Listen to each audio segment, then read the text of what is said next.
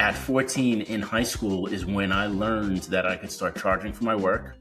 And it became like, this is what I really like to do. And I can make money. And it was just like, I think this is me. And it's never changed since then. All right. Welcome, folks, to another fine episode of the Pencil Pushers Podcast, where we celebrate the love of the hand-drawn arts. I'm, as always, your humble host, Mike Rosado, and today I'm excited to be joined by designer, illustrator, author, and creative entrepreneur Jon Contino. Long time coming, he has become one of the most recognizable voices in modern graphic design, known for his gritty, hand-drawn visual style and deeply intentional approach to branding and storytelling. From his early years navigating New York City's creative world to building a career in studio rooted in craftsmanship and personality, his work has helped define a generation of modern design. He's also the author of Brand by Hand, which I have on hand as well. I've had this for several years since I was at Creative South back in 2018, 2019, something like that. This book explores the philosophy behind his work and the importance of imperfection, process, and human touch in an increasingly digital world.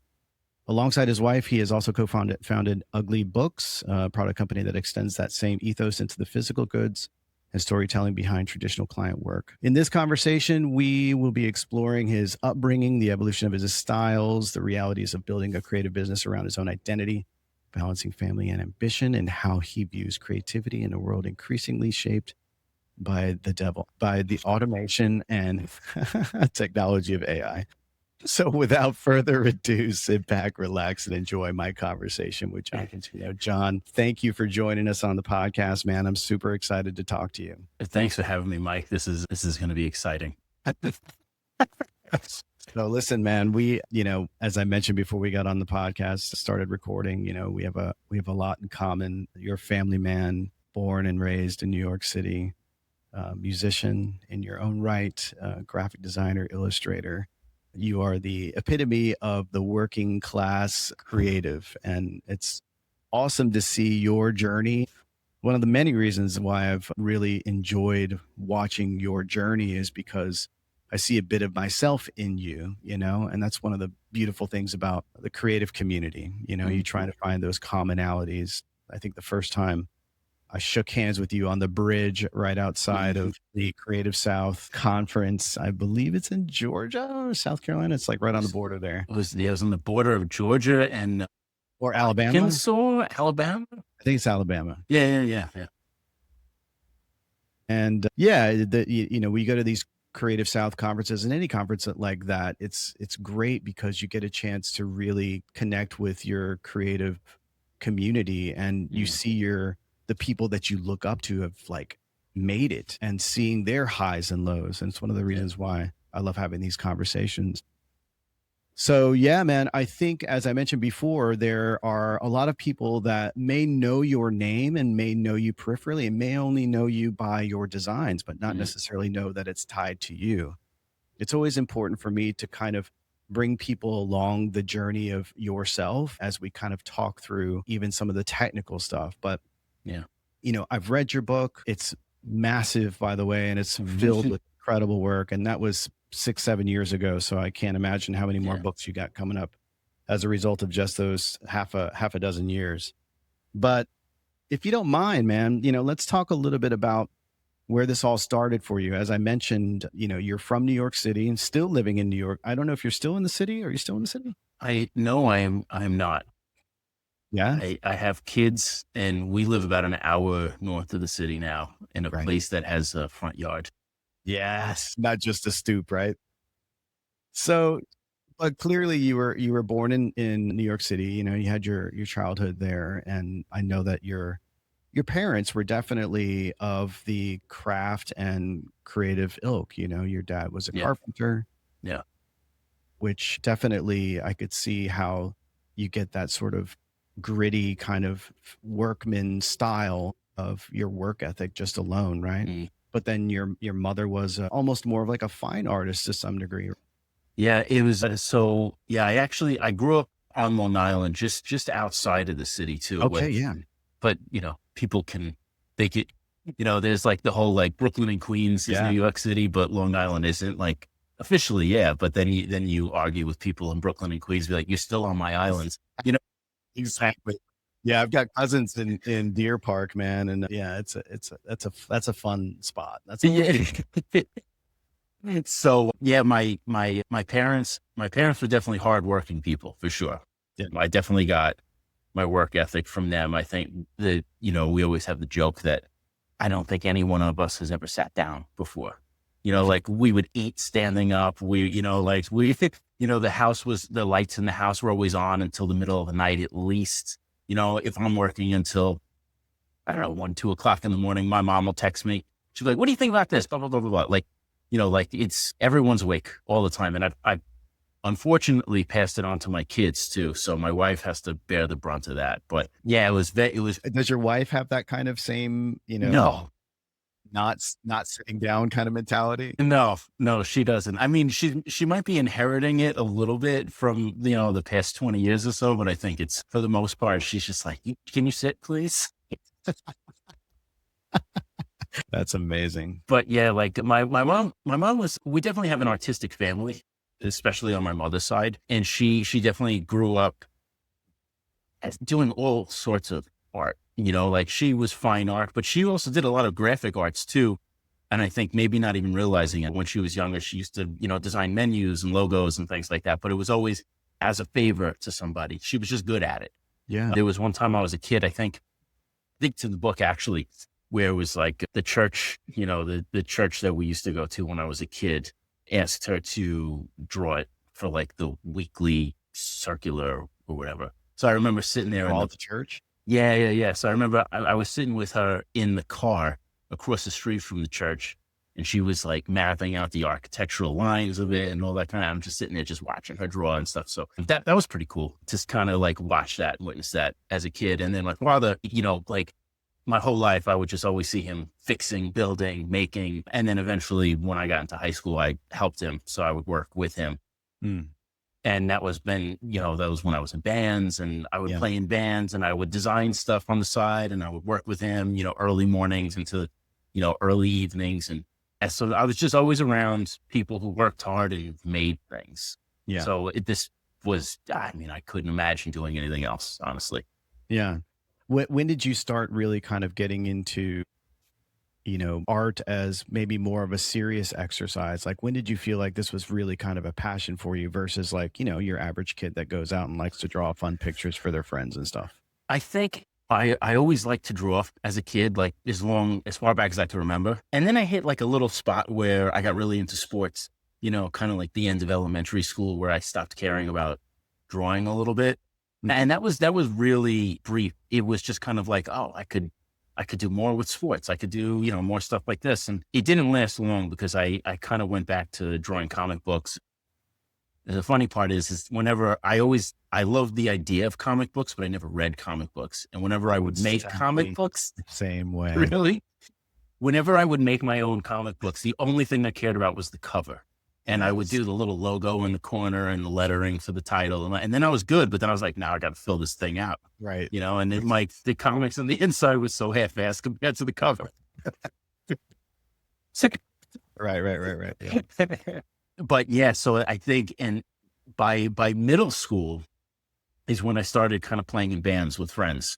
Okay. And were you just playing drums, or were you picking up anything else? I was playing drums. My best friend growing up, Mike, he was playing guitar, and then we would kind of like switch a lot, especially in the summers when everyone else was gone, and we would just kind of go over to each other's houses and try to teach each other our own instruments. And I feel like he probably picked up the drums better than I picked up the guitar. But like, I could play like Smells Like Teen Spirit on guitar. So it was, that was cool, but yeah. And then he would be like shredding like Rain and Blood or something like that. Nice.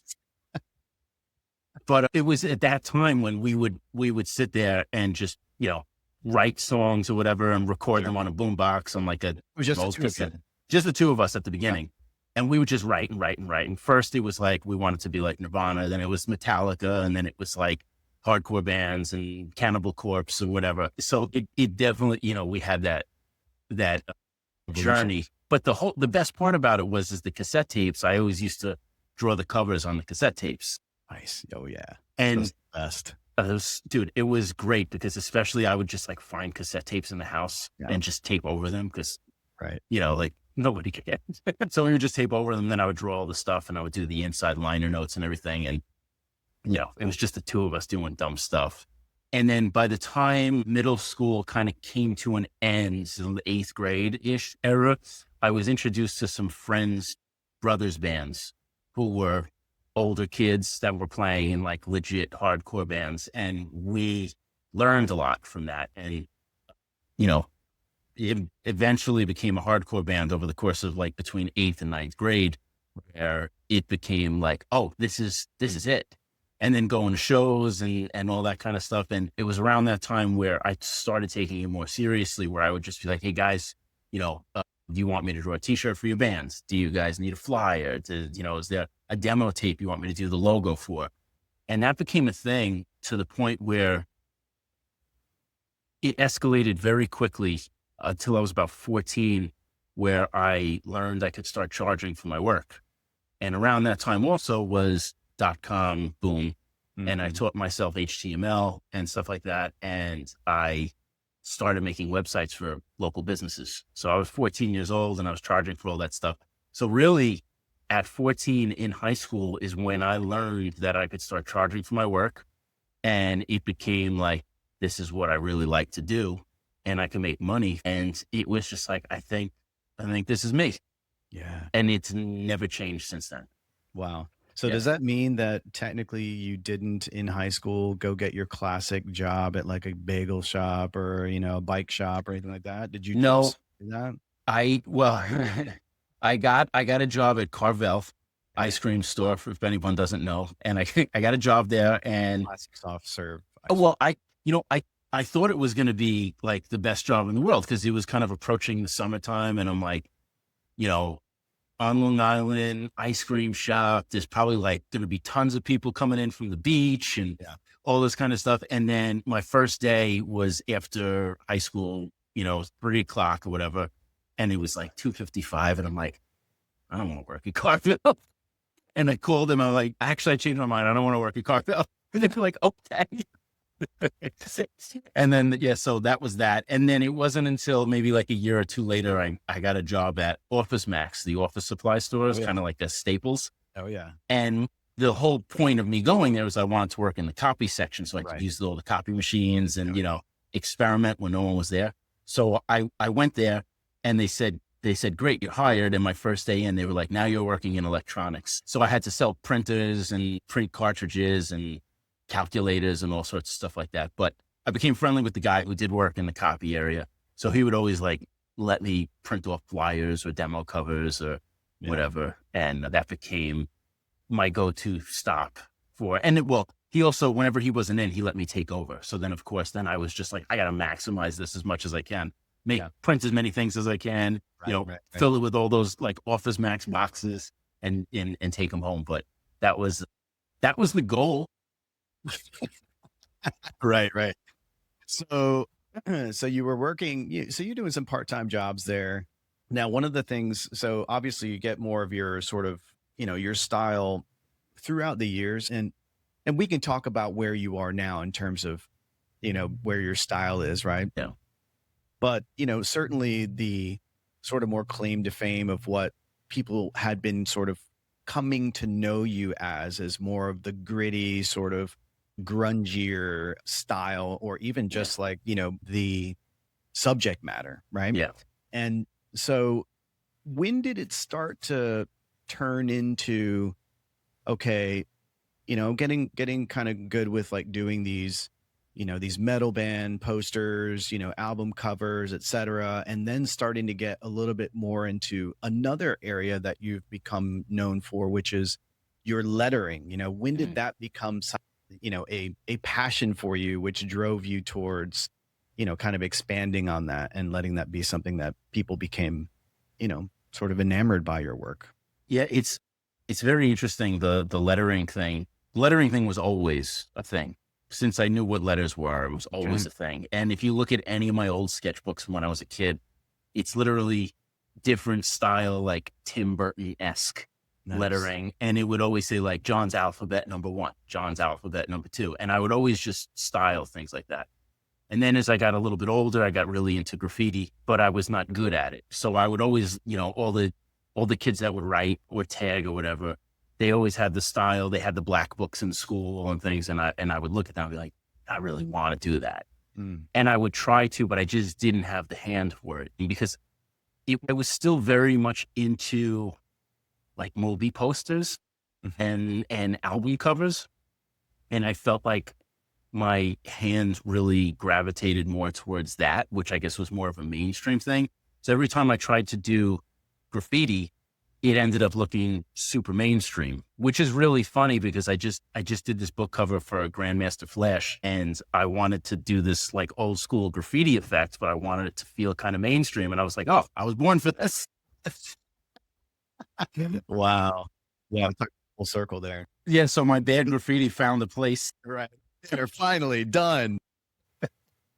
Yeah, that stuff is really awesome. I saw you posting about it, I think sometime last week or so. Yeah. I should check it out. We'll talk about, where you can find him online as well, so you can take a look. We'll talk about that in the beginning of the podcast episode. So yeah, it's interesting too, because, with graffiti, I tried like casually, like I went to this graffiti, like a, street art party, right? There was a bunch of street artists there and they were just like killing it. So it's just like an open studio and everybody had spray cans everywhere and big ass boards and people were just like, having fun. Yeah.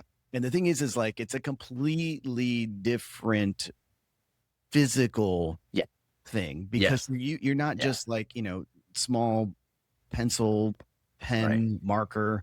It's on a giant board or wall or whatever. So your physical, aspect of it is like so different, man. I mean, I'm completely fascinated by people who are good at that. Well, there's all that, like the arm movements and the distance and all that to get the, to get the different type of spray effects and the thicknesses. And I understood how that led into that style, but it was also I just wasn't good at it. Yeah. I just wasn't good at it, but I wanted to be good at it. And it was something I tried to mimic a lot. And especially in that era of being in the hardcore scene, or at least the New York hardcore scene, graffiti and hardcore went hand in hand. And it was like every demo cover, someone had their graffiti logo of their band and, those arrows pointing everywhere and stuff like that. And I was obsessed with it. So I always tried to replicate that. And it didn't, it didn't always go well. Like every now and again, I would be like, that's okay. Like I feel okay. So that was like the lettering aspect of it. And then the more grittiness aspect kind of came from, I was at a friend's house who would eventually become the singer in my first band. And he had this thing called Photoshop.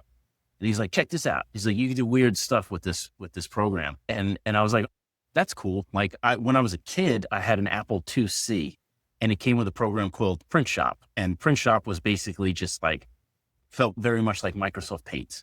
Right. It was like, that's it. You can like, pixel draw all these types of things and then print it out on your dot matrix printer. And that, I really like that.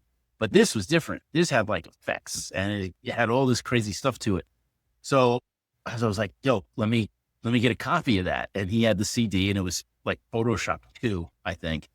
So I took it, went home with it, started playing with it. And I was like, lens flare. I was like, this is cool, I guess. And I didn't really understand what it was until I started bringing my own photos into it. And then I would start manipulating them. And then I got really into this idea of manipulating photos. And then by this point, we're talking like late 90s. I started finding graphics forums on the internet, which, really rudimentary compared to what we have today. But it was always people like posting Photoshop tutorials, Photoshop 3 is coming out. Now look at what they added. And I would go and be like, oh, I can make that look like a bubble and I can do this. And then I can add layers and everything that I did. Like I always found that my journey through graphic design was a mess, but I knew how to control my mess. And I remember one of my college teachers, she always used to call my work organized chaos because it was always messy, but it was always laid out in kind of what a traditional graphic design would be. So it would be like Swiss modernism, but just like if it was dragged through the gutter, and that was very much kind of like my mindset. And a lot of it stems from me just not having, number one, the skill or the capability, number two, the patience, or number three, even just the steady hand to be able to create things that looked as clean as what everyone else made.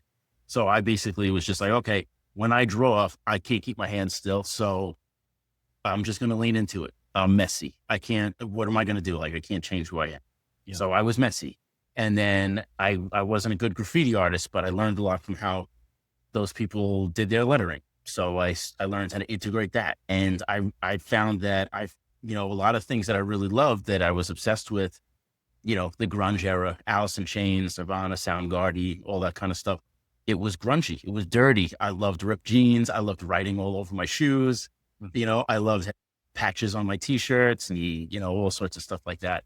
So the dirtiness aspect of it was very much ingrained in me. And then plus, like, just being in New York at the time was, like, whether you were in the city, you were surrounded by garbage and graffiti, or if you were at the beach, there was like needles on the beach, So it was like everything had a grime factor to it still. It hadn't been cleaned up yet. And I think that just kind of went into that. And then by the time I started going to hardcore shows, you weren't going to these beautiful venues. You were going to dive bars and places that were just like covered in asbestos, probably, and dirt and stickers, So it's just kind of like what I felt, comfortable around. And I felt like there was so much more heart in that than the cleanliness of kind of what you would expect from I think like a typical graphic design portfolio of Helvetica and white and straight lines and all that kind of stuff.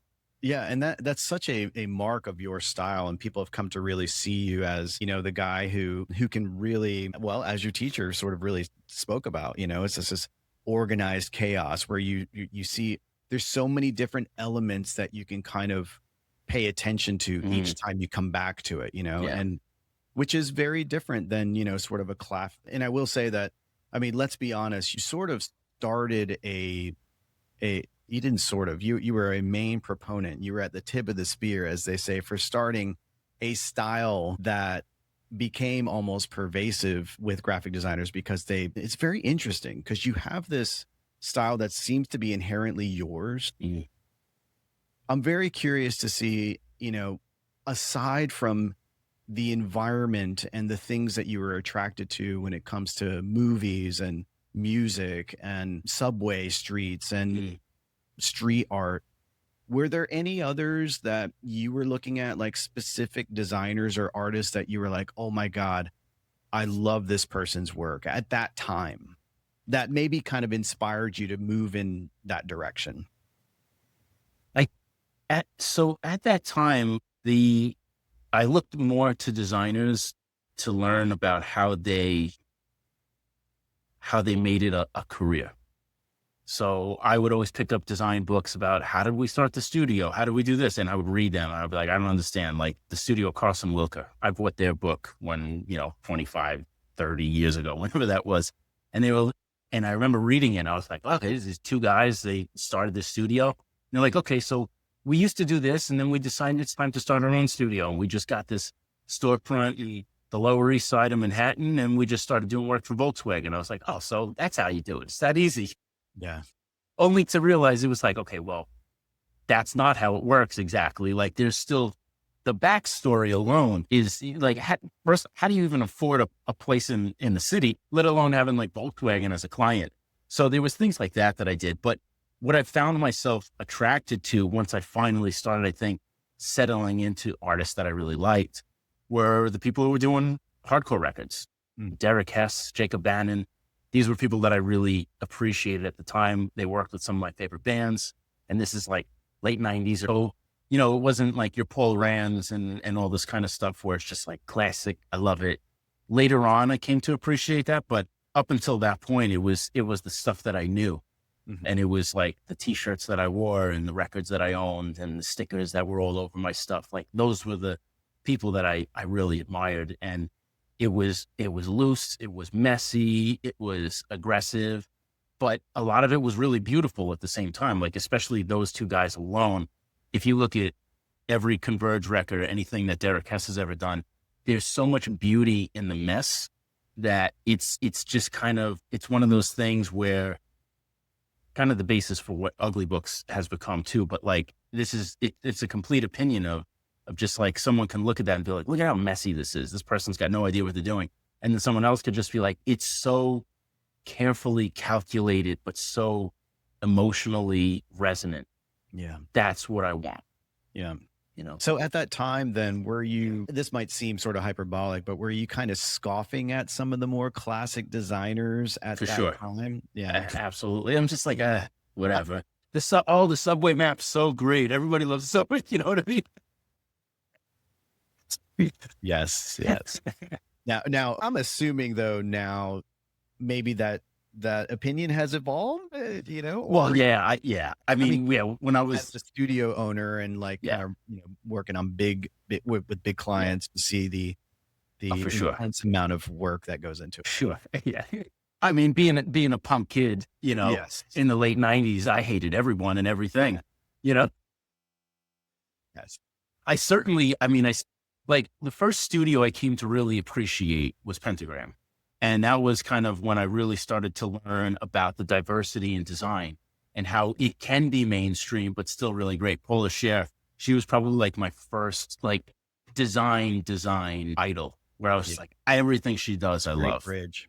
Yeah. It's the way that she used type, the way that she composed her layouts. Yeah.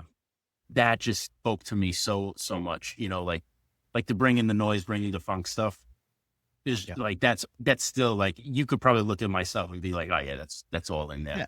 Yeah. And let's be clear, it's art, 100%. And that is, she is one of those, iconic designers that you can easily say that this is not just a graphic designer. She is an artist, a lot of hand-drawn stuff, very craft driven. Yeah. Amazing. And I think to me, my favorite designers are the ones who, number one, solve problems, but they solve problems with artistry. So a lot of times you'll see these artistic graphic designers and the stuff will be beautiful, but you'll be like, what does this mean? What is it saying? What problems is this solving besides making something nice that has graphic design elements to it? Right. But the way that she would work would be like, this is a solution. I'm communicating a message and it's beautiful on top of it. And to me, that is the way to design. Like, make it work first and then make it beautiful second. And she did that better than anybody. Yeah. Now, did that come into your view as a designer who's asked to solve problems? Did that happen fairly early, the sort of mindset of realizing that, or was that later down the line when you had to kind of rectify, being a problem solver for clients, because it is, obviously, as your career has moved over the years, the clients have gotten bigger. The expectations are so much more intense. Where does that land for you now? I think at the beginning, it made sense to me that way, probably because of my parents. Like, my father had to make things that worked and then made sure that they looked nice after, and a lot of times, especially like in our own home, my parents would do that together, where they would design a place that worked and then make it look nice after that. Yeah. And I think function always came first for me. And then, like I had my period in my kind of later teens where I just cared about style. Mm-hmm. Style. Where is my style? Who am I? What is my style? Yeah. And then as I kind of progressed through that and started working more with clients and seeing what else was out there, it became, okay, let's problem solve first. And then over time, it just felt like I was only a problem solver. And just the way that I solved problems just happened to be in my style, wherever that was.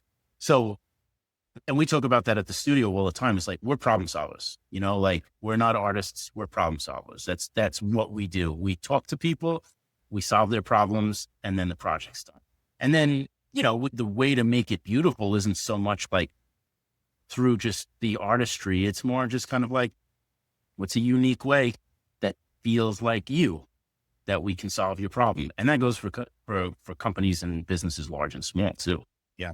I like to think that the problem solving aspect of it is so vital to this. And one of the funny things about that is I was reading an article about Alzheimer's and how, they recommend, you want to keep your brain sharp so you can, keep it healthy as you age and things like that. And I always loved doing puzzles and stuff when I was a kid, all sorts of problem solving things. Like my grandfather was an engineer. So that was a thing that we always did together, playing chess, stuff like that. And I was like, oh man, I should get back to, doing crossword puzzles and all sorts of stuff like that. And then I stopped and I thought about it. I was like, every single day I'm solving a puzzle. That's just what I do. But like at such an insane level, because it's like, okay, how do I brand this? But it needs to last X amount of years and it has to cover all these different aspects of their company. And, how does it work with this? And it's incredibly complicated, the problems that we have to solve on a daily basis from a commercial aspect and just trying to be successful at this. So I was just like, oh, actually, I think I'm okay. I think I can just keep doing this. When was the sort of like big, I want to kind of jump around. And I do want to circle back to that because it is such an important part of what we do as brand designers. When did things really start ramping up for you? Like, did you have was it more like one lily pad at a time, or were there some big breaks that came to you where you're like, okay, holy shit, now we're really starting to cook, I'm becoming more than just a local cool designer. Yeah, I'm getting to be known all across the country and maybe all across the globe now.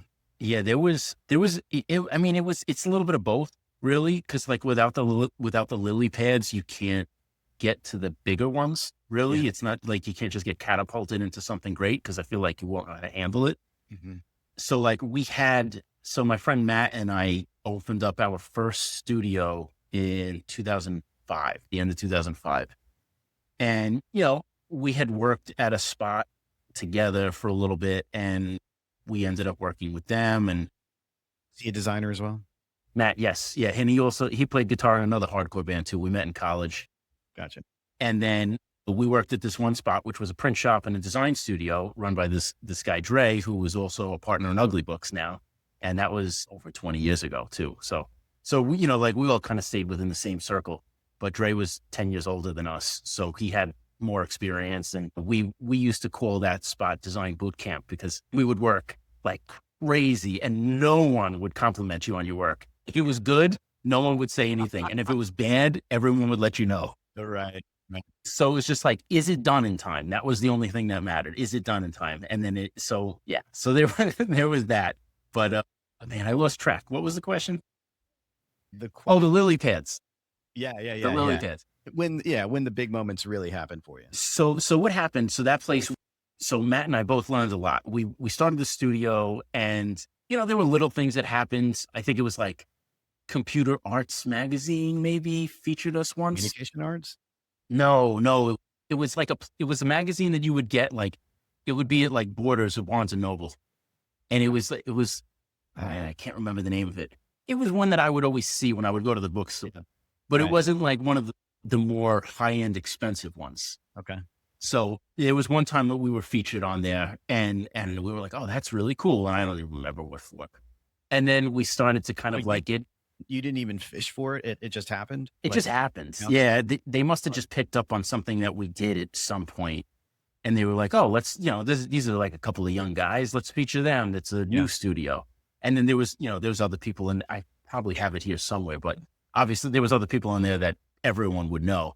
And we kind of just got dropped in there somehow. So like, oh, that was cool. And then we kind of got involved in the early like sneaker streetwear thing that was happening in New York at the time. So we were branding for a lot of those companies. And what ended up happening was we had so many extras of designs that didn't get approved. We started our own clothing company, and we were just like, oh, we could do this. We got all the stuff. And what ended up happening from that was that people started to like our stuff. And we were like, oh, see, we knew these designs were good. But in the process of that, there was a lot of hand-drawn stuff and lettering stuff that I was doing and Matt was doing. And it was things that I couldn't give away. Lettering couldn't give away. There was things like that people started to pick up on. And when there were these blogs that would write about us, they would get our names wrong or whatever, and they would just talk about the company. It made it feel very lifeless to me. Mm-hmm. And I was like, I want to be known for what I'm doing. Like, I don't want to be just like a person behind the curtain. I want to be known for the stuff that I'm doing because I've tried so hard to sell it to people that I want this to be a thing that I do. So while we were running the clothing company, I started freelancing on the side, just doing illustration, lettering, and things like that. And I put up a portfolio site of only the stuff that I liked that I did, as opposed to the studio website where we're like, look, we do brochures, we do websites. Are you a financial institution? Are you a real estate broker? We'll do it, Yeah. And it was a lot of that. And I was just like, you know what? Paid the bills, by the way, at that time? Yes. Okay. Yes. But it would, this is the early 2000s. So the bills were a lot different than they are today, but we were paying the bills. And when I put up that portfolio website, I don't even know how it worked because there was no real social media at the time. This is pre-Twitter, pre all that stuff. I started getting phone calls from agencies where it was just like, hey, Jon, can you do this for us? Can you do this for us? And I definitely pushed my work. Like, I would be on forums and I would send my work to blogs and things like that to try and get featured. And every now and again, I would get a little thing here and a little thing there and a little thing there. And it was nice because once I started getting those emails, it changed the way that I worked, because all of a sudden it was just like, okay, I'm not doing $500 jobs that take 2 weeks anymore. Now it's just like an ad budget. Right. Okay, Jon, we're going to pay you X amount of dollars to do this. And it was just the stuff that I did because it was the stuff that I liked. And that was my point of view. And I put my point of view out there for everyone to see in only my point of view, not trying to cater to anyone but myself. And that was when I started to see people gravitate more towards me. So I was like, if I'm myself, maybe it's more opportunity for me to do more of what I love. And it did happen to go that way. So it was very important for me at that time to understand and to know who I was as a person, as a designer, as an artist, as a problem solver, as whatever, because that was the thing that started to attract people. And I think it was every time I tried to look like someone else who was successful, it was lame. It was watered down. It was like this photocopy of a photocopy of a photocopy of a photocopy. It was just like, there was no life to it. So as soon as I kind of like put my emotion into it, put my style, put my thoughts into it, then people paid attention to it and were like, oh, let's work with this guy. He's got his own unique take on it. And that was the biggest thing for me, is when I understood that, it really changed everything. Have you ever experienced people talking to you who look up to you and they say, I've tried to do that and nobody likes it or nobody wants it? Because, it's there. You sit at a unique position, I think, and to some degree, right? Your style, I'm just curious. I don't want to say too much because I want to hear from you, but your style is sort of filled an opportunity, I think, to some degree. It filled a vacuum. Yeah. And I think that made a difference. Obviously, that has nothing to do. That's not anything against the work. The work is fantastic, right? It's great. And it's certainly based off of a lot of hard work and passion. But also, I think there was you almost met a moment, I think, that helped change the dynamic. And this is why I believe one of the reasons why you have a lot of carbon copies of the Jon Contino style that has erupted since then, right? And I'd love to get your thoughts on what you think about that, by the way. No, you are 100% accurate on that, because if you think about so what I said earlier, right? Like, I couldn't give my style away. Yeah. It didn't work. I did everything the way I did then, the way I do now. Obviously, I'm more refined now. I've learned a lot more in those years, but the core of what it was never changed, and nobody wanted it. Like I said, I could not give it away. I had more stuff that was rejected than was approved. And any of the stuff that was approved was just okay, compromised. One of the things that I think helps is that when we started that clothing company, it was also around the time of the iPhone release. And around that time, I think there was such an intense obsession with clean technology, right, that it left an opening for grittiness and humanity. And what we ended up doing with the clothing company is, because we had nothing, we had no money, we had no resources, is that we would hand print all the shirts.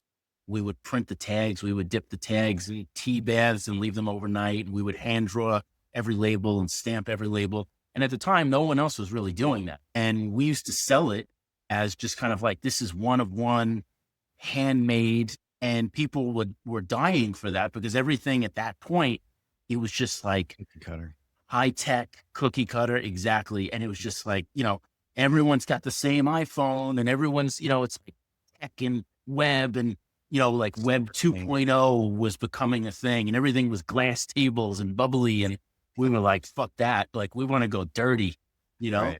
And that at that point, and obviously it shows what different times we were in. It was all like made in USA, handcrafted, blah, blah, blah. Like the words handcrafted were not used much at all at that point. Like not now, like where it's like literally everything you go into, like look down on. Yeah, right. Like you'll go into Dunkin' Donuts and it'll be like handcrafted donuts. Like, okay, and it's like stuff like that. It's like that. It's been that kind of, marketed to death. Isn't that interesting? And not to cut you off, but it is interesting how, and I've thought about this a lot too, just living in Raleigh, North Carolina, which is a cool little, it's a great little city in North Carolina. I'm not sure if you've been there before, but, I always have these conversations because I'm always fighting for the artist, right? Yeah. Because a lot of times what happens is Raleigh, when I was growing up in the 80s and 90s, was a place where, you'd go to see your favorite bands at like the coolest venues, and everybody had long hair and was like skating, but there was a vibe about like all of the cool places that you would want to go see that had character, that had a personality, that had a little bit of dirtiness to it to some degree, right? And as Raleigh has changed and become this more like metropolitan city that people come to for conferences and blah, blah, blah. And, corporations moving here, they tear down all these old buildings, right? They tear down the old buildings and put up a parking lot, like Joni Mitchell said, and I'm always fighting for the artist, because that's what we are here in the studio. And we love that. And we feel the value of that is so important for a city, for a community. And, I worry a lot of times about the ease in which corporations can just whitewash everything. Yeah. And it pushes, it's like, and I don't even know if like they realize that it's happening, but it automatically pushes all of the creativity, all the craft out of the way, and just like makes everything glossed over.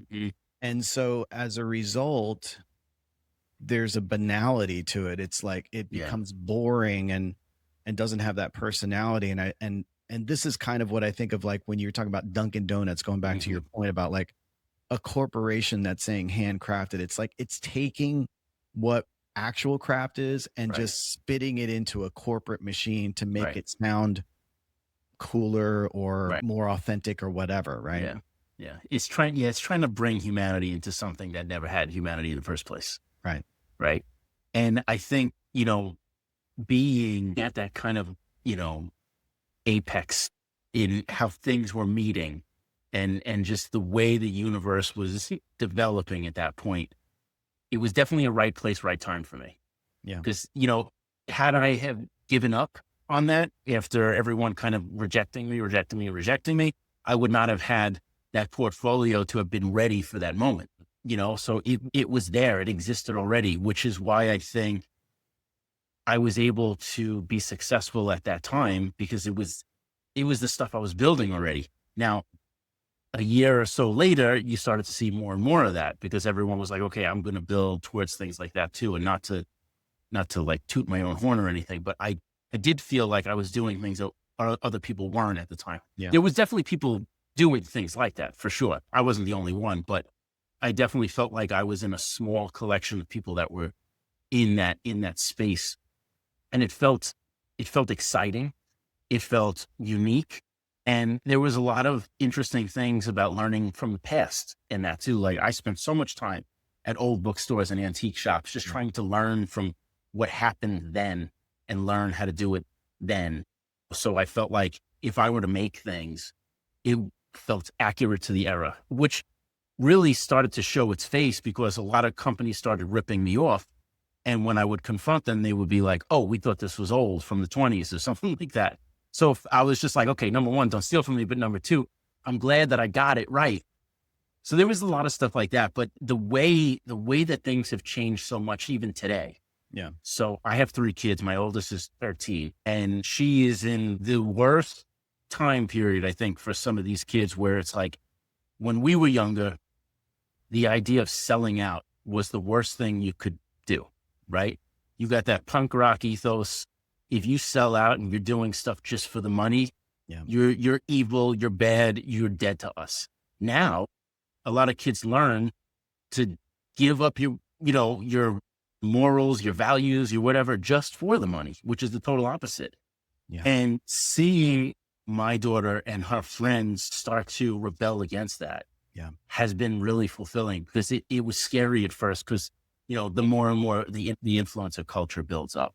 Yeah. Oh my God, all I see online everywhere is just influence. It's like, does anyone even care about any of this shit?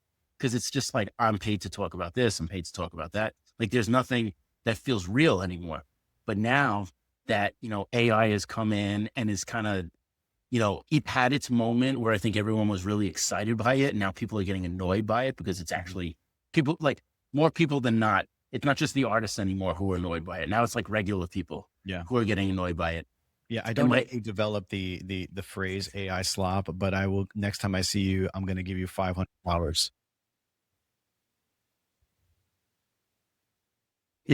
But it's true though. It's like my daughter, she asked me, she was like, Dad, do you have any old digital cameras? And I was like, yeah, I got a ton of old digital cameras. She's like, I was like, well, why don't you just shoot with your phone? And she's like, I don't want to. She's like, I want it to look like an old digital camera. So I was like, oh, this is great. So your heart just expands. It's great. She's like, I want a Polaroid. I want an old digital camera. And I'm like, this is great. Like, we got you. Like, don't even worry about it. But like seeing the kids more interested in things that have, like she'll be like, oh, that's so aesthetic. And I'm like, that's not how you use that word. But like hearing them talk about it and appreciating the style and appreciating the value and how you can't fake it with an app. Like it has to be coming from the source.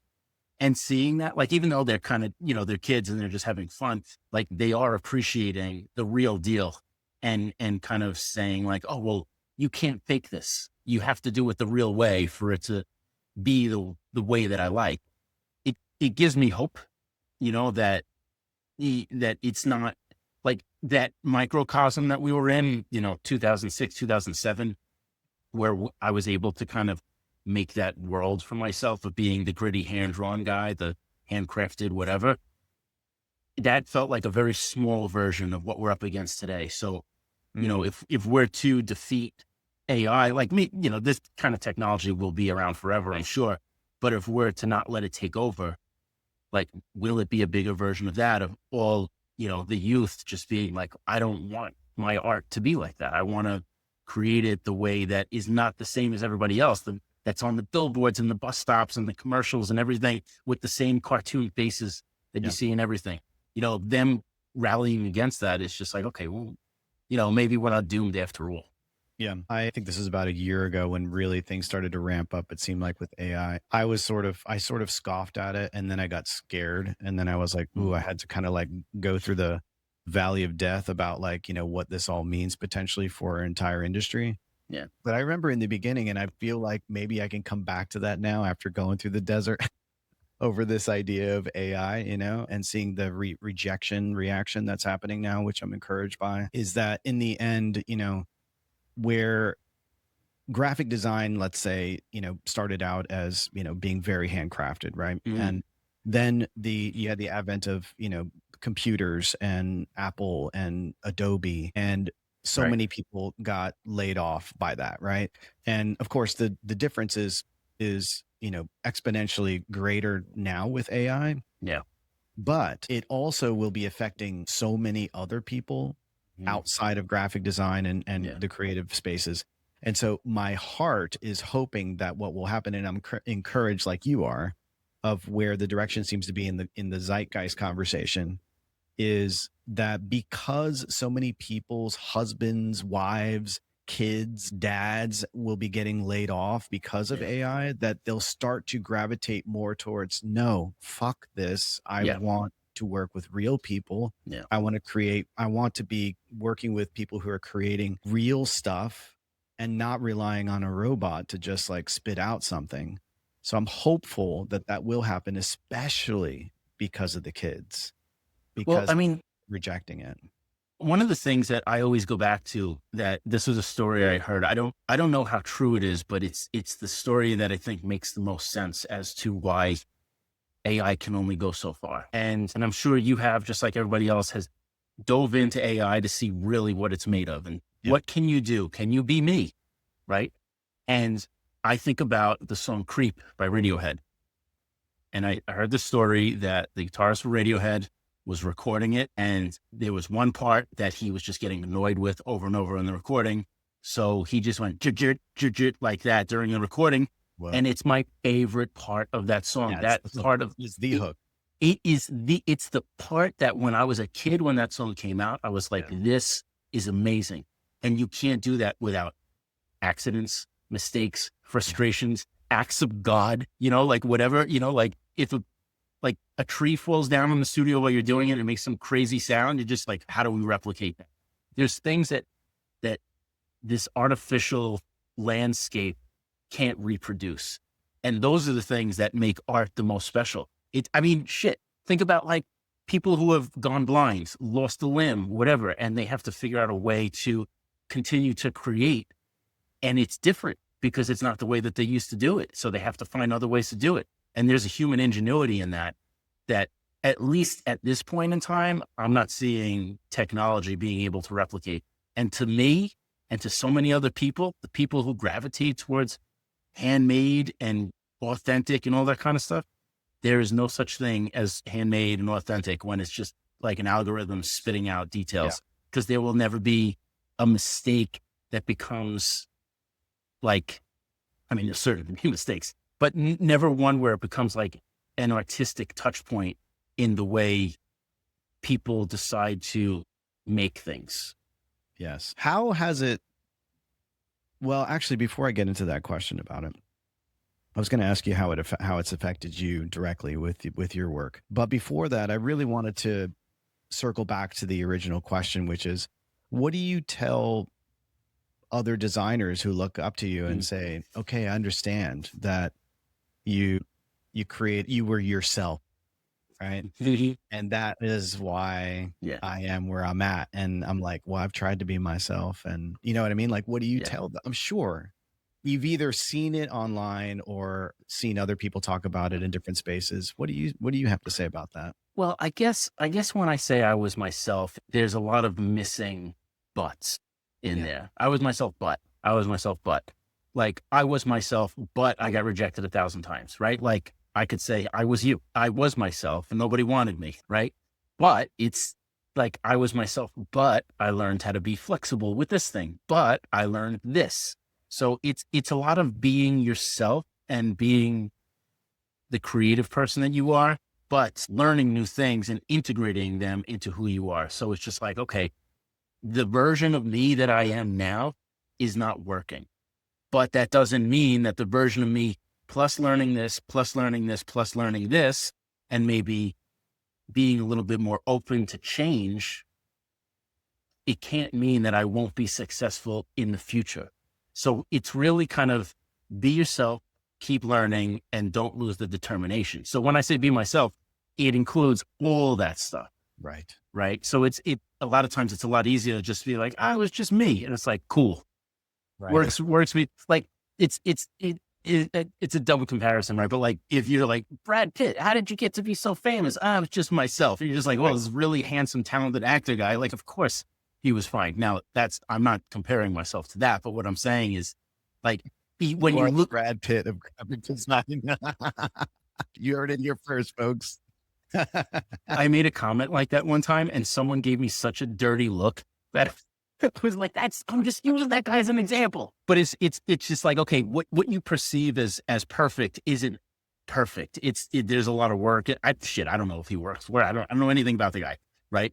But a lot of times people would be like, you would look at a celebrity and just be like, well, they're perfect. Everything that they have must have, they just who they were, and they were discovered on the street. And now they're, a millionaire and everybody loves them and they have whatever they want. But it's just like, yeah, but what changed, right? Like every 80s and 90s movie that had the ugly person that took off their glasses and fixed their hair and is now beautiful.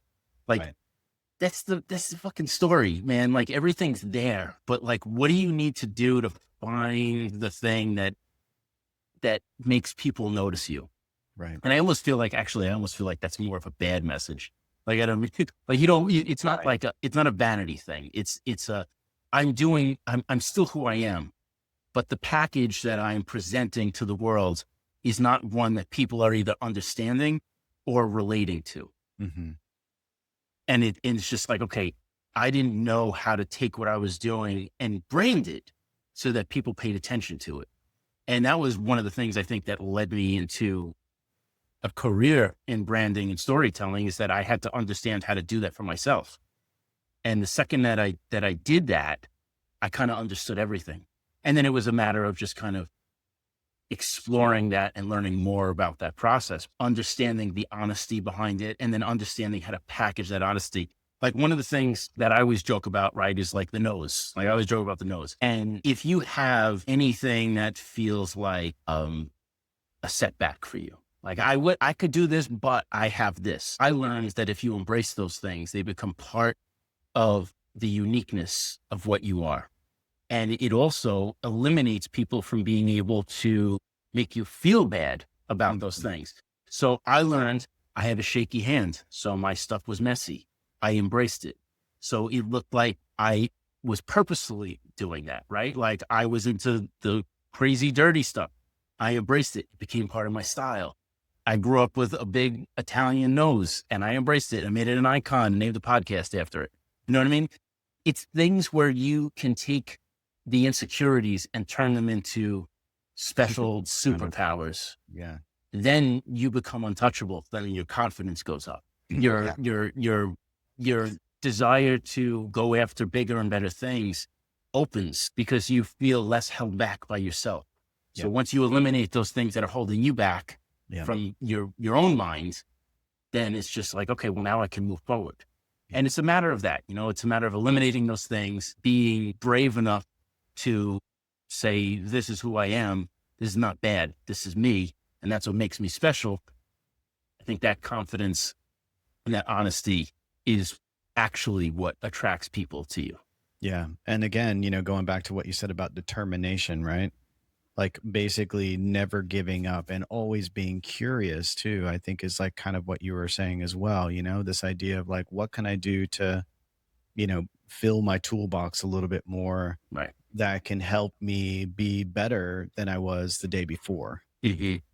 Huge. That's awesome. Yeah.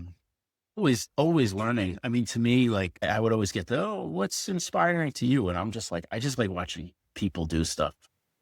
Good people, bad people, weird people. Like, what are you doing? What's your response? Mm-hmm. And how do people respond to that? And I think that kind of communication, that interactivity, you really can learn a lot. And then taking those things and integrating it through your perspective. I mean, think of some of the best artists in the world. It's the world that through their eyes. Yeah. And you're just like, I recognize that picture, but I don't see it that way. And mm-hmm. that's what makes all these things so special. And that's what makes art great. AI bullshit. So, on that note, man, I mean, one of the things that you see when you first get to your site, because I want to talk a little bit more about the studio itself too, while I still have you, and it warms my heart when I read that little paragraph, because I identify so much with it. So I'm going to read it to everybody and then we can kind of get into his studio itself. Opening page, it goes, the most empowering trait for any brand is the humanity from which it is built. Blood, sweat, and tears are the primary ingredients in every project, regardless of size. By harnessing that energy, we are able to form deep connections, fostering loyalty and shared experiences between brand, customer, and community, and also fun. Mm-hmm.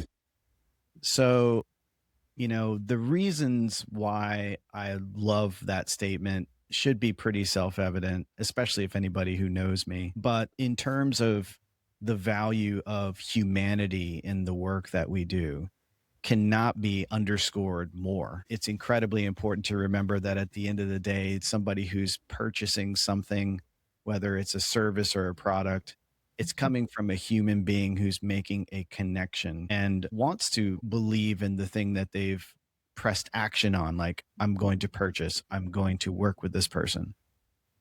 So using that as sort of like a top form of like where we're going to go next, I really want to talk to you about your studio and how that has evolved. Like, let's say just the past 10 years. I mean, you were talking about how you started out working on the apparel brand, right? And then that started getting you more and more attention.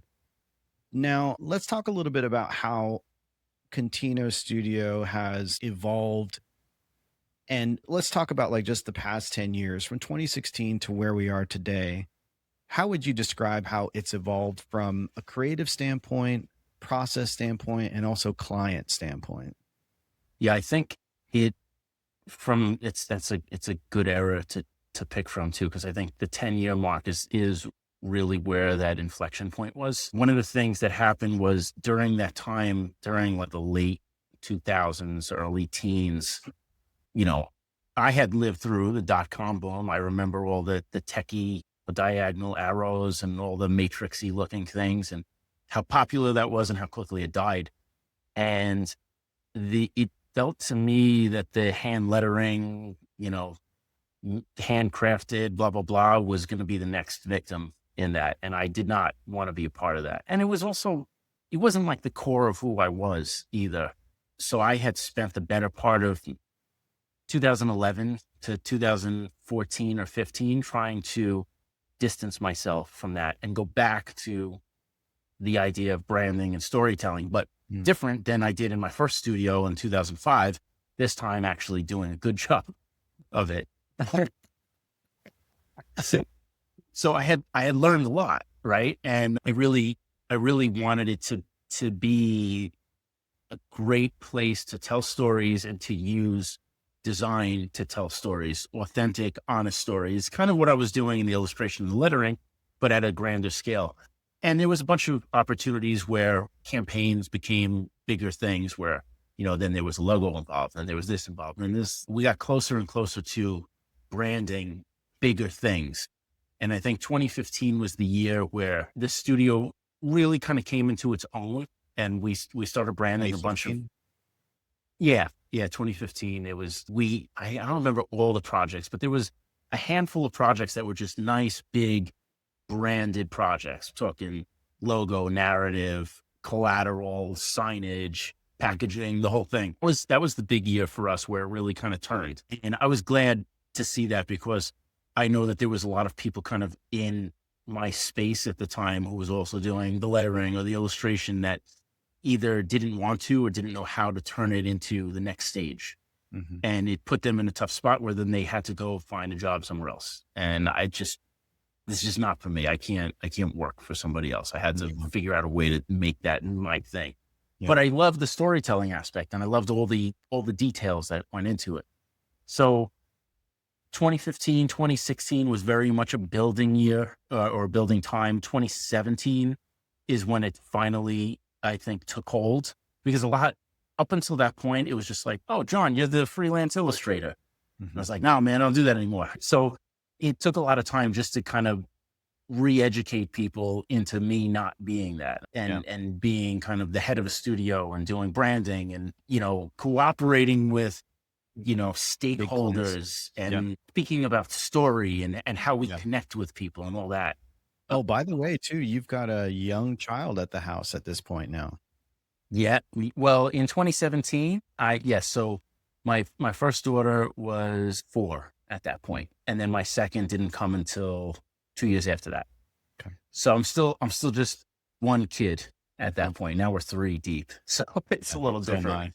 Yeah. It's a little crazier at 3, but so there's a kid involved. There's like, I can't just, the freelance illustrator who lives in Brooklyn and is just like, whatever, like I'll work here, I'll do that, I'll go here. It doesn't matter. Like I'll go wherever and I'll do anything. Like things were different at that point too. So it's just like, all right, I need a foundation to raise a family on. I need to find a way to make this thing feel like it has staying power, because any trend comes and goes. And how many times, like, there's one hit wonders, there's that whole kind of thing where it's like, they're huge and then they disappear. And then you have that constantly kind of like, was that a grill on your back? Every day.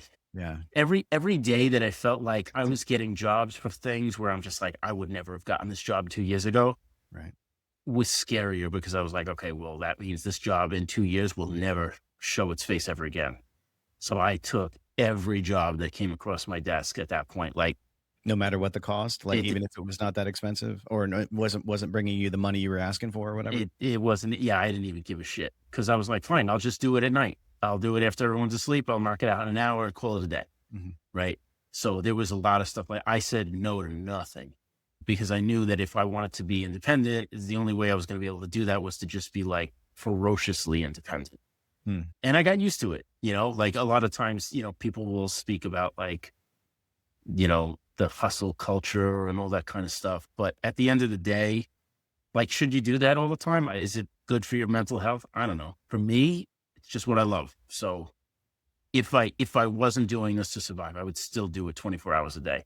Like I'm always telling my wife, like, I got to do this. It's for this project. We got to get it done. She's like, you would do this anyway. Like, shut up. Like if you were on vacation, you would be doing this, which I don't do. So it's like, I love it. And I love being part of it. And I think getting to get into that moment where 2017 became more of like let's take Jon more seriously for his thoughts on the grander scheme of things. That was the year that it finally kind of took hold. And we worked with Toyota and we worked with a bunch of brands in between. And then at the end is when we started our relationship with the Buccaneers. And that really kind of catapulted us heavily into sports after that. And it was, that was really when everything kind of changed. And I learned a lot from then taking all of the baggage from like 08, 09 into 2014, 2015, everything that was like, this was successful, but I'm terrified of this. All of that I kind of took with me and brought it into 2017. And I feel like you can really see it in my 2017 work and everything that we did then. But now in the past few years alone, it's, we're always pitching against other big agencies, which is cool because we're not a big agency at all, but there's always big names in the projects that we work on, whether we win them or we don't. How big are you right now? Let's see. It's always a flexing number because we're not a team of employees. Right. Like 1099s and stuff like that. Is it? Yeah. Yeah. That's, and I mean, everyone that works with me, like we're all together 24 hours a day anyway. But my main thing was that I never wanted to run a studio or an agency where people couldn't pursue things that they loved or had opportunities for. And I remember when I would have certain projects, when I worked with other people, it was like, do I have to work on this on the low? Like, I can't tell people I'm doing this project. And there's so many people that, have a 9 to 5 and they're like, well, I'm not allowed to work on this project because it's a competitor or whatever. I don't want that to be the case. Like if one of the designers that works with me has an opportunity to work on, the New Orleans Saints, go, go work on them. Like just because they're, division rival with the Buccaneers is not going to change my feelings towards that. I want everyone to have every opportunity that they can get. And so I decided I would rather everyone kind of be free and be here if they want to be here. And I think it's made everyone have greater opportunities to be more creative that way, as opposed to just what I can give them, So that's kind of how it's been. And we're usually like 10 or less at any given moment. I suppose that's where it takes the pressure off of you too, when you can kind of pull in your A team as projects come through. Yeah, we had one that was a really big. It wasn't exactly a brand sprint, but it was of refreshing of brands, and we had to get a lot done in a very short amount of time. And it was really great to be able to pull everybody in and just be okay. You handle this. You handle this. You handle this. You handle this. Meanwhile, I'm like doing 10 other things.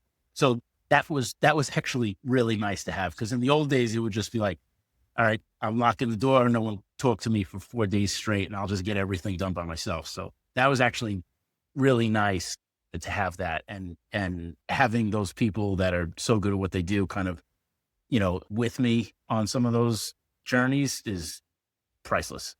Let me ask you a question. You're maybe this is a little bit of a twofold question, but number one, you are, the head of the studio. It is the job of the expectation is there that people are going to, come and work with the namesake. How do you balance? I really want to do the creative work here, Mm-hmm. but I also have to do 15 other things, including raising my family and Mm-hmm. killing myself and not having my wife kill me. How do you balance that interplay of like, man, the expectation is there for getting the Contino experience. Yeah. But also, I also have to like have all these other people, the practicality of having other people helping me do this work is really important, right? Yeah. How do you balance that stuff without going completely nuts or having a client being pissed off because they realize that, maybe a designer, you're not as involved maybe as they had anticipated, or is that not a thing? No, that's not a thing. I do it all. I do everything. I mean, from the work to the working with my team, to the working with the clients, to hanging with my family, whatever. Jon, don't tell me that, man. Everything. Come on, dude. Everything. And it doesn't even, to me, and this kind of goes a little bit back to that like design boot camps thing I was talking about. The thing that we did was work fast. Yeah. And if you did not work fast, you were working bad. And it was like, you had to be good and you had to be fast. And Right. My friend Matt, who I opened my studio with, I remember he wasn't even a designer when I met him. He was a photographer, and we used to design together. And I had more experience than him. And then he was the one who recruited me there. And I was like, oh, Matt's working there. Awesome. I could work with my friend. And then I got there and I saw how he works, and it was good and it was fast. I was like, holy shit, I got to catch up. Like, I thought I was good and fast until I saw how good and how fast he got in like a year's time. That mindset has stuck with me since then. And it's not even just like, yeah, I do the meetings, I do the budgets, I do this, I do that, blah, blah, blah. The only thing that I truly lack on. Write proposals and stuff too? You Uh-huh. do I sure do. I should. I need you to move your camera around and see if there's another Jon Contino digging around there going, what's up? I mean, I definitely have help sometimes. Like there are people that I work with that sometimes will help with proposals or help with pitches. It depends on what it is. And other times I'll just write them myself. Yeah. So what do proposals look like? Are they fancy pants? Or are they like, okay, I don't have time, we're just going to do this in a Google Doc? Or what do you think, Mike? What do you think? I love it. Yeah. Dude, I'm telling you, man, it's like our proposals are just like, there's all kinds of color movement, and it gets deeper and deeper, and like, it's insane right now. Yeah. Here's the thing. I'm the one doing it, it's like I have my wife, who's my managing director. She's actually in the weeds, like working with our creative director, Joey. And, I would be bogged down. I would kill myself if I had to do these proposals now. Cause they also have to be they have to be templated, but they also have to be custom so that we're making sure we hear you and we care about you. We're not just like cookie cutting this proposal. This is very tailored to you. So it's a whole project in and of itself. And that's kind of, I tried to do the templating thing. It doesn't work, because especially like every time a big one comes up, you want to make sure, and they're all big ones, even if it's a small one, it's still important. Right. And I honestly, and it's maybe it's the way that time and being like a dad has changed me, but maybe not, because I've always felt this way. But now more than ever is like, I'm living the life that I've worked so hard for so many years. Yeah. I want every piece of it. I want to do all the grunt work. I want to do all the design work. I want to work with all the people. I want to, talk with the clients. I want to, take every aspect of it and just be in the middle. I do too. I can't. Did your parents stand up while they eat when you were a kid? That's point taken. Yeah. Wow, that's amazing. And then so like what is like let's talk about what does your day-to-day look like, man? Like, what time do you wake up? What time do you go to bed? I would love to answer this question right now because I have a 13-year-old daughter, I Yeah. have a 7-year-old daughter, and I have an almost 2-year-old son. Yeah. My spread is, by the way, almost 12, 8, and 6. Okay. So not too far a difference. So what I do is on every single day, my 13-year-old goes to middle school, my 7-year-old goes to elementary school, and my almost 2-year-old stays home. Mm-hmm. So I wake up at 6 o'clock every morning and I wake up my 13-year-old Okay.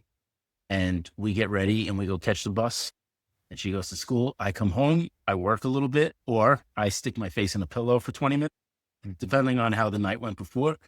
And then I wake up my middle daughter and I get her up and I start getting her ready to go. About that time, my wife is up with the baby and she's handling him and I'm handling her. And then we kind of like switch back and forth over the course of the next like 30 to 45 minutes to get her ready, get her out, and then get her to the bus, at which point I normally come back. And depending on the day, I'll go to the gym. Usually like around 10? About 8. Oh, 8. Oh, God. Yeah. Yeah. So my youngest, my oldest, her bus comes before 7. Okay. And my second, her bus comes a little after 8. Okay. And then I come back and then 2 or 3 times a week, I'll hit the gym right after that because I need to stay healthy. I need to stay healthy. I know I need to stay healthy. And so I'll come back and then usually meetings, blah, blah, blah, blah, blah, whatever. If I have to put the baby down for a nap, I'll give him a nap. And my wife takes care of all the stuff that she needs to take care of. And then I'll just work until pickups, which end up like 3 o'clock, 4 o'clock.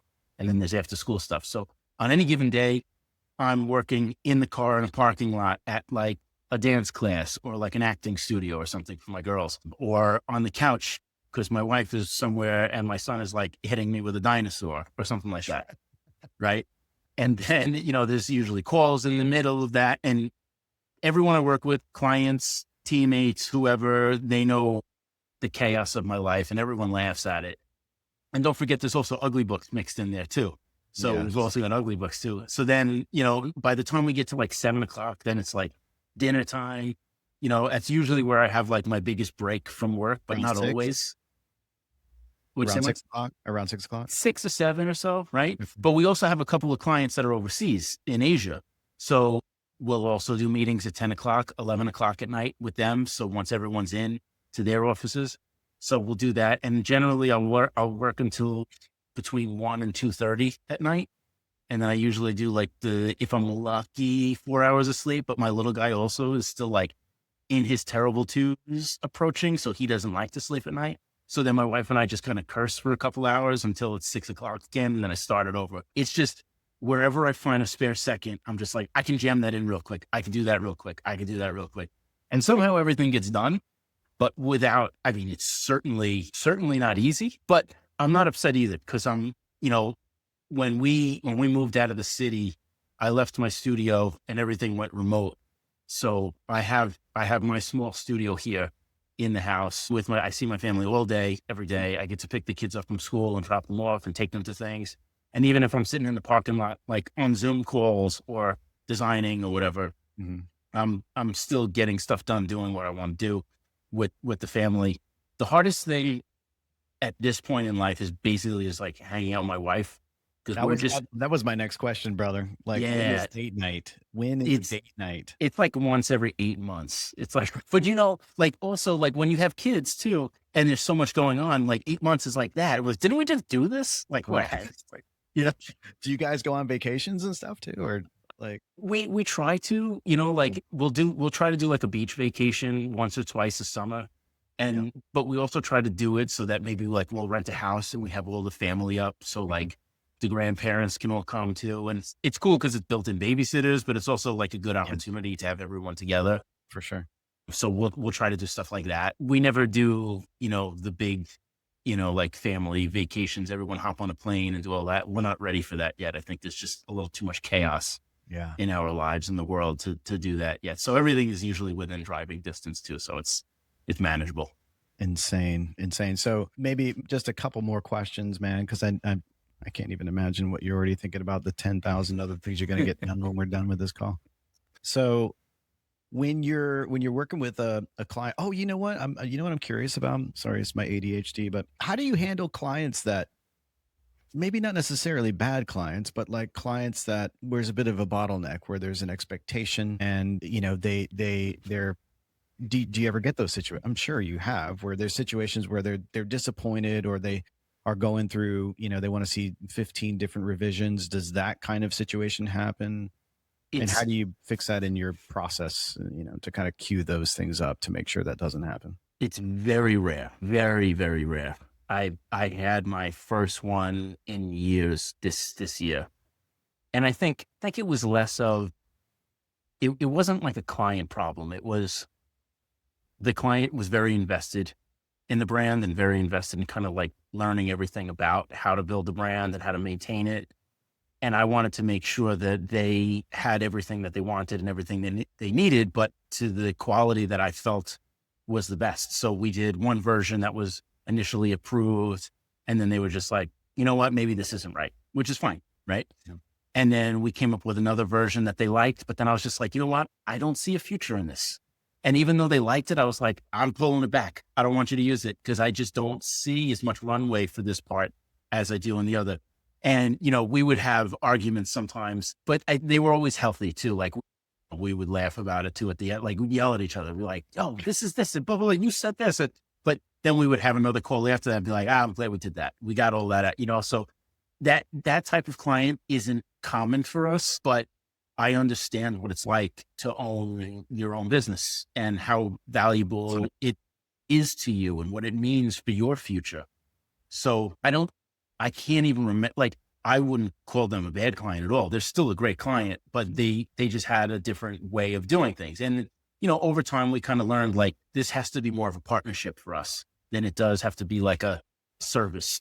Yeah. Because they wanted to be very involved in it so that they could have a greater stake in it in the future moving forward, which I totally get. Yeah. So, that was probably the hardest one. And outside of that, like one client that we're working with now, we had to rush a photo shoot and we only had 2 days to do the photo shoot. And then it rained the first day and we needed to be outside. So like there's stuff that's just out of your control where you're just like, how the hell are we going to fix this? But that's part of the fun is figuring out the problems. And it was, don't get me wrong, big client, stressful as hell. Like they were worried, how are we going to explain this to the people above us and blah, blah, blah, blah. And I was like, don't worry, we'll fix it. Like everything, like it was like things were breaking. It was raining. It was cold and it was supposed to feel like sunshiny and bright. Oh my God. Yeah. But I was like, don't worry, we'll figure it out. We'll fix it. And we did. And it was great. And everyone was like, that was a great solution because again, it was problem solving before art.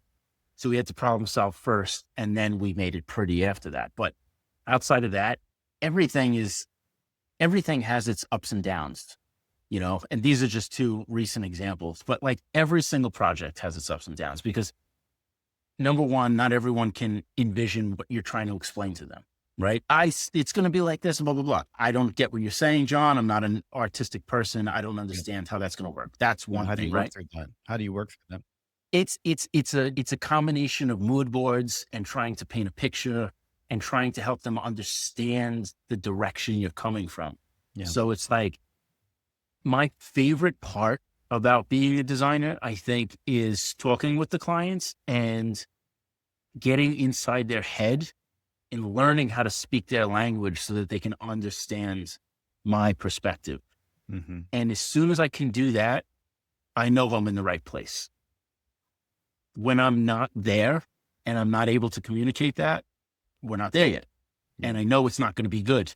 Like if they were like, okay, well, can you just start? Hell no, I'm going to start because I don't know you yet. You don't know me yet. Like we have to make this thing understandable. It has to be. Is that process pretty flexible for you then? Like, yeah, for sure. For us, we usually have a pretty tight, like timeline and process of how we do, our discovery, mm-hmm. Looking through questionnaires, talking through it in person, doing mood boards and getting, kind of a thumbs up all along the way, creating a strategy document that establishes all the key points and stuff like that before we get into the stuff. But it's usually pretty defined as far as like, here's step one, and this is when that happens. Here's step two, and this is when it happens. Yeah. But you're saying yours is a little bit more flexible. It's so, I mean, don't get me wrong. We're definitely linear in the way that we do things. It's like discovery, mood board, concepts, production, polishing, like that whole thing. Like it's definitely linear, but it's the same thing as like what we were talking about with the pitches and the proposals, right? Like you start to just say to yourself, well, every client's different. I want to tailor this more to you. And not everyone is as visually engaged as you are. Some people are more so. Some people are just like immersed. I saw this designer. I'm like, shit, I'm not even caught up on that yet. I don't even know what you're talking about. So there's like things like that happen. But at the end of the day, I don't think any of that really matters. I think at the end of the day, what really matters is what is your personal feeling towards the thing that you're about to put your whole life into. Mm-hmm. And I mean, it goes for like huge corporations too, right? Like you got CMOs on the call and this kind of stuff. It's still there every single day. So even though it's not their company, like it's still everything about them goes into that because that's their job and that's their, every single thing that goes into it. So I really like to kind of tailor the interview process to the people who I'm working with. I tried the questionnaire thing before because I know that's a lot of people like that, but to me, that wasn't for me. It left out. It was too many blank spots. Like I ended up getting on a call and just running through it and just asking questions anyway. Yeah. I need to be able to see their body language when they answer a question, like if they're just like, well, what's your goal for this business? And they're like, well, we want to be this and that, and blah, blah, blah. And you see, they're just kind of like down about it. What do you, what's your favorite part? And then they lighten up. Oh, I love this. I love this. I love this. Like you don't get that energy through the questions a lot of times through the written answers. So I need to see when they have the twinkle in their eye or when they're with partners and they kind of eyeball each other. Like, don't talk about that. Like there's stuff like that I think is so vital to understanding what you like, what you don't like, what you feel comfortable with, what you feel is most adjacent to who you are as a person. So that when you go out into the world and you try to promote this idea or this product or this brand, you feel the most comfortable doing it. Because a lot of times, and this was my problem early on, was that you would do the things that you think are successful. So you would put yourself in a costume that's not you, and it won't be successful because you can't act the way that you feel most confident in that. And again, goes to kind of like what I was saying, right? You have to be you in this. Yeah. So how do you make that uniform the most you that you can so that you can go out and the way that you would act without having to worry about like this whole getup that you're in that you don't feel right in, Yeah, it's amazing. I guess maybe a couple of last follow-up questions. Firstly, your specific process right now for creating. I know originally when I first started kind of, discovering you were definitely more pencil to paper. Mm-hmm. And then you would scan the work and then take it into Photoshop or Illustrator and kind of refine everything there. I still remember that video where you were explaining the whole thing. It was like a bottle design you were doing or something. Yeah. But now I know that you're heavily invested, at least I believe you are more in doing like Procreate, where you're sketching stuff out, I think still on paper, and then taking a photo of it and then kind of refining there. Is that still what that's like even for the larger clients, or is it a blend, or what does it look like? The paper has been a very unfortunate casualty. Oh, yeah. Which I absolutely hate myself for. But you heard my schedule. Like I kind of don't have time for that. The final, like the last straw of pencil and paper was we were having one of our family trips to the beach with everyone coming, and had this really, really big package design that I had to do. It was like a 3-foot box, and it was really intricate. And normally for something like that, I would get pieces of paper and I would tape them together and I would line them up, and then I would peel the tape off and I would scan them, and then I would stitch them together in Photoshop, and then I would do the whole thing. And I would print it out and then ink it and do it all again. That was my whole process, but I couldn't bring all that with me. And I had just gotten the iPad with the Apple Pencil. And I think this was 2015, actually, probably, 2015. And it had the pencil, paintbrush in it. It had like a friend of mine had made like one that felt like a Sharpie. And then I tweaked it to feel like a micron, because I would always use like micron 08 or micron 1 or whatever for my line work. And So I tweaked it to feel like that. And so what I did was I took the template and I dropped it into Procreate. And then normally, I'd have my big ass template that's like this big, 36 inches wide, and I would just start drawing and going crazy. So instead I would just pinch and zoom, and I would go in and I would draw it at the same size that I would normally draw it on a 3-foot piece of hacked together paper. Yeah. And it worked. And I was like, oh shit. And not only did it work, but the inking was a transparent layer. And I was like, shit, I don't have to clean up all the road marks. I don't have to do this. I don't have to do that. I don't have to fix the scan marks. Like the thing that like wasn't dry enough, so it left the ink on the scan bed. Like I don't have to do any of that. It's clean as hell. Mm-hmm. And that was it. I was just like, so long, paper. Your notebook, your sketch pads are like weeping in the corner. Yes. That was part of why we did ugly books too. Cause I was like, I really miss drawing on paper, and I don't do it for work anymore because it just slows me down. And now I just want to do it for fun. And that's kind of where that came in. But yeah, for work, for clients, it's gone, man. Yeah.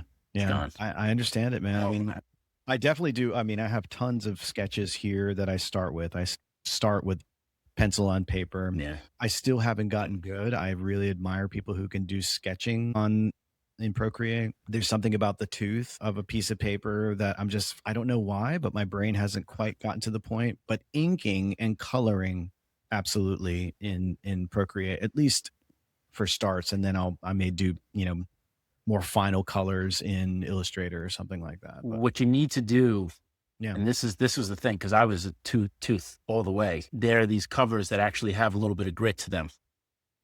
So it's like a screen cover, So you put a screen cover over it that they have like little bits of texture on it, and it feels closer to drawing on paper.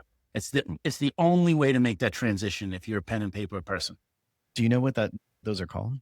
Oh my God. They got them on Amazon. I mean, I think there's a bunch of companies that do it now. I can't remember. I haven't bought one in a minute, but if you go online and you just say like iPad screen cover, there's a ton of them. There was one that was like specifically, I think they had like a Kickstarter too years ago that was like specifically made for that fact, but they exist. I wish I could remember what it's called. iCares, maybe. Okay. CAREZ with the little I at the front. Maybe that was one of them. I might be remembering some other thing, but it's just like a straight up, like a clear sticker that basically just goes over the screen of your iPad, and it has a little bit of tooth to it. And Can the you remove difference, it though? Like if you're watching, like if you want to watch, okay. No, you don't need to. It's perfectly clear. It just gives the glass a little bit of tooth. Whoa. Okay. Yeah, it's amazing. Whenever I get it, I've had a few iPads over the course of the years, and first thing I do, put that on the front of the iPad, and then that's it. And it usually comes with like 2 or 3 of them, and you could like peel them off, put a new one on or whatever, but they wear pretty well. So yes, highly recommend this. Do you ever go to like larger platforms, like larger tablets that go beyond the size of the largest? Yeah. The biggest iPad, I only used to work exclusively on like 8.5 by 11 when I was like in my core, like freelance heyday, because it felt the most disposable to me and thus allowed me to be the most free. Because worst case scenario, again, crumple it up, throw it in the garbage. It never existed. You never sucked. You can start from scratch. You know what I mean? Yeah. Oh my God. Nice, man. So what is as a kind of a final question, what is the project that you're most excited about right now that you're working on? So what we are working on right now that has been ongoing is there's a company called Coffee Bean and Tea Leaf, which is a big coffee company that started out in LA in the 60s. They were the people who actually kind of invented the frozen coffee drink before Starbucks adapted the Frappuccino. So they were famous for that in the 90s. And then kind of Starbucks swooped in and then everyone else started to copy it. So we're helping them to kind of like revitalize the brand a little bit. Now they're international and they do really well internationally, but we kind of want to elevate the brand a little bit. So we've been working on that brand since November, I think it was. That was actually the company that we had like the rain when we were trying to get California sun in the photo shoot. Yeah. But we fixed it. It was good. Looks great. And everything's good. So that one's really exciting because we're doing a lot of really cool stuff with that. And The only thing that we haven't been able to update is the logo, which is unfortunate, but they have, I don't know, 1,400 stores or some kind of crazy number. So updating the logo is a very heavy lift. So that's kind of like a phase 2. So once this thing goes up on the case study on the website, they didn't change the logo. It's like the logo has changed, but it's not updated yet. You know what I mean? So it's like, dude, those are tough. I mean, we have some clients that have 5 or 6 and sometimes maybe a dozen. Like there's a Peruvian chicken restaurant that we've been working with for the past few years called Alpaca, and they're growing by leaps and bounds. And even just that was difficult to get them to, we didn't do a holistic change, but we definitely zhuzhed the mascot and the logo, the word mark. And so, they haven't replaced all of them yet, but I mean, it's a heavy cost. It's a lot easier to go ahead and do a digital, okay, here you go. But then when you got to like pay tens of thousands, hundreds of thousands on, physical materials, it's a whole other ballgame. Oh yeah. Especially when you're a smaller business like that. And this company has franchises all over the world. So you're looking at millions of dollars worth of just swapping the logo. That's even just on the front of the stores themselves. Yeah. So like we have the plan of a secondary mark that will eventually kind of overtake it. So it's okay, but it's going to take time. It's not going to be like a quick swap. Yeah. But everything else will be. So that's cool.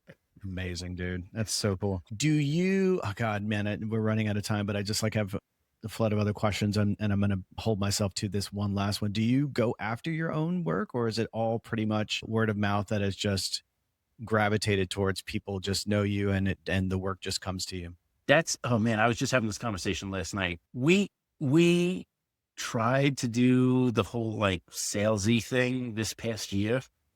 And it was just like, it was weird, kind of not for me. Like you bring in like stuff that wouldn't normally since I want to say 2009 or 2010, I can't really think of a single project I worked on that I didn't enjoy. The sales aspect of it kind of brings people in that maybe don't know you or appreciate you for what you do. So that was kind of short-lived. And everything is word of mouth. The only thing I got to say is out of everything that I do as a person, as a human being in the story that we just talked about, is I just don't self-promote. I used to back in the day. I just don't anymore because it just is like, it feels at this point, I'm like, I don't want to talk about myself anymore. Like I felt like I kind of like pushed myself as much as I could. And then I kind of got sick of doing that because I felt very like inauthentic. Yeah. And I was like, serving a little bit. Yeah. But the problem is like, people don't know what you do unless you tell them. Yeah. So I keep telling myself every day, I'm like, well, I need to promote these projects. People need to see the stuff that we worked on. There's so much stuff that we've worked on over the past few years that just is still not on the site. Like we're in the middle of redoing the site right now to try and make the case study updating easier and less like intense. Yeah. So we're trying to do that. Is that a WordPress site that you're using? No, we're using Framer. Framer? Yeah. Framer is very cool. We were on WordPress for a while, but we were using Semplice, which is great, but it sits on top of WordPress and I can't stand WordPress. So it ended up getting too slow. It was like bogging down because with so many images and videos and everything. Right. So we swapped. It was either like Webflow or Framer, and Webflow I just couldn't get the hang of, and Framer just kind of felt like Figma. So I was like, let's try that. And then we started that, and we've been on that for a minute now. Yeah. So you're using Figma too? Yeah. Figma, it's like surprisingly is like our main tool at this point. Joey, who again is our creative director, he's like, it's like he hates Adobe, to be honest. Yeah, it's same. Many problems with it, but he's a major Figma fan. I mean, we build our proposals in there, and we build presentations and stuff like that, and all of our web design stuff is done in there. Yeah, amazing tool, dude. We do full brands, we do apparel stuff in there, we do everything because a lot of times, do you actually do like main design work in there too? Sometimes. Okay. Yeah, sometimes. The thing is that we used to do Illustrator was like the king of everything that we did. For sure. But the problem was especially when we were developing brands, I would always need photographs. I would have to bring photographs. How does the photos work with the logos and how does the type and blah, blah, blah. And it always ended up making these horrifically hard to manage AI files. Right. And I had used Figma with one of my teammates on a web project. And I was like, oh man, maybe I can like kind of mock up these posters in Figma instead. Cause I knew that you could make frames and I didn't have to do like the clipping paths and all that kind of stuff. And I did it and I was like, oh, this actually works really well. And so it was like literally over a weekend, I taught myself Figma and was like, we're changing everything over to Figma.